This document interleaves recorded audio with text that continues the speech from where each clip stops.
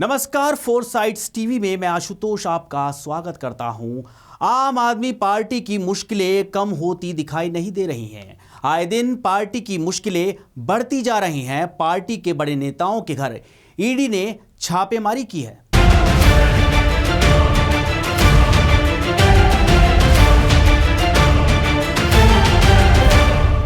आम आदमी पार्टी का दावा है कि उनके राज्यसभा सांसद एनडी गुप्ता और दिल्ली के मुख्यमंत्री अरविंद केजरीवाल के निजी सचिव के घर भी छापा पड़ा है। बता दें कि सोमवार को ही आतिशी ने सोशल मीडिया पर कहा था कि वो ईडी को एक्सपोज करेंगी, लेकिन उससे पहले ही ईडी ने कार्रवाई शुरू कर दी है।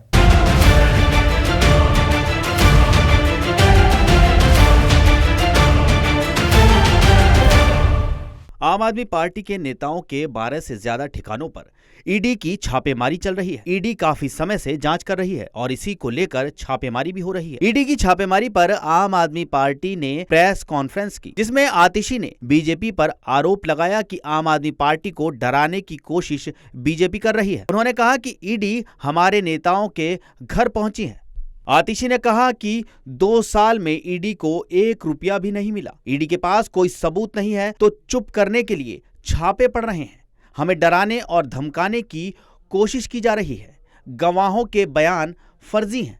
दिल्ली की मंत्री आतिशी यही नहीं रुकी। उन्होंने कहा कि आप नेताओं और आपसे जुड़े लोगों के खिलाफ ईडी की छापेमारी जारी है। आप कोषाध्यक्ष और सांसद एनडी गुप्ता, अरविंद केजरीवाल के पीए और अन्य के आवास पर छापेमारी चल रही है। बीजेपी केंद्रीय एजेंसियों के जरिए हमारी पार्टी को दबाना चाहती है, लेकिन मैं उनसे कहना चाहती हूं कि हम डरेंगे नहीं। अब खबरें आ रही हैं कि हमारे कई नेताओं के घर ईडी की रेड पड़ेगी। आतिशी ने शराब घोटाले का भी जिक्र किया। उन्होंने कहा, पिछले 2 सालों से आप नेताओं को धमकी दी जा रही है। इस तथाकथित शराब घोटाले के नाम पर किसी के घर पर छापा मारा जाता है, किसी को समन मिलता है और किसी को गिरफ्तार किया जाता है। 2 साल बाद भी ईडी को कोई ठोस सबूत नहीं मिला है और कोर्ट भी बार बार कह चुका है कि सबूत पेश किए जाएं। तो अब देखने वाली बात होगी कि आतिशी के आरोपों में कितनी सच्चाई है।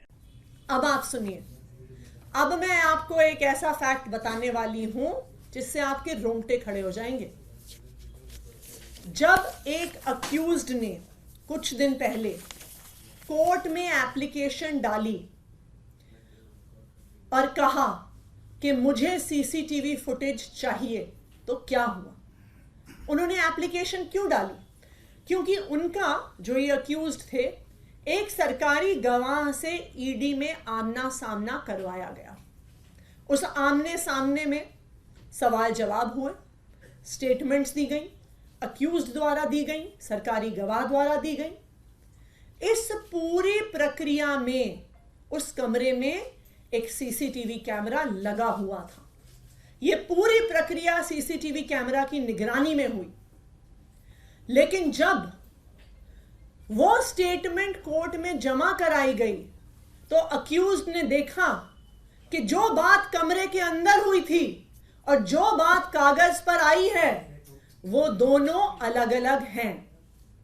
और इसीलिए इस केस के उस अक्यूज्ड ने सीसीटीवी फुटेज के लिए एप्लीकेशन डाली।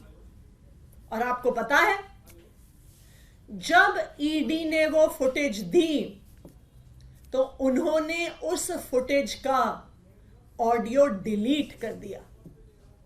सिर्फ वीडियो फुटेज दी गई, ऑडियो फुटेज डिलीट कर दी गई और सारा एविडेंस कि वास्तविक तौर पे उस कमरे में क्या बात हुई थी, उस सारे एविडेंस को ईडी द्वारा डिलीट कर दिया गया है।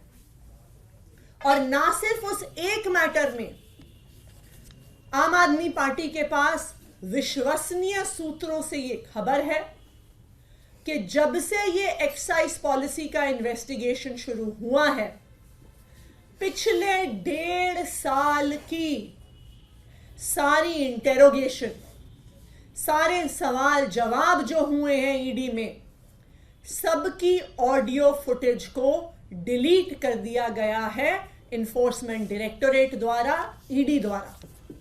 ये क्या दिखाता है कि जो एक तो रिकवरी नहीं हुई, सबूत नहीं मिला, और जो स्टेटमेंट्स थी, जो एकमात्र आधार थी ईडी के केस का, वो सारी स्टेटमेंट्स भी फर्जी हैं।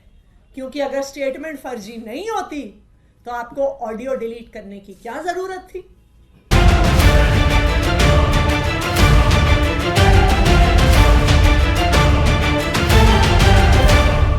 ताजा तरीन खबरों में बने रहने के लिए देखते रहिए फोर्थ साइड्स टीवी।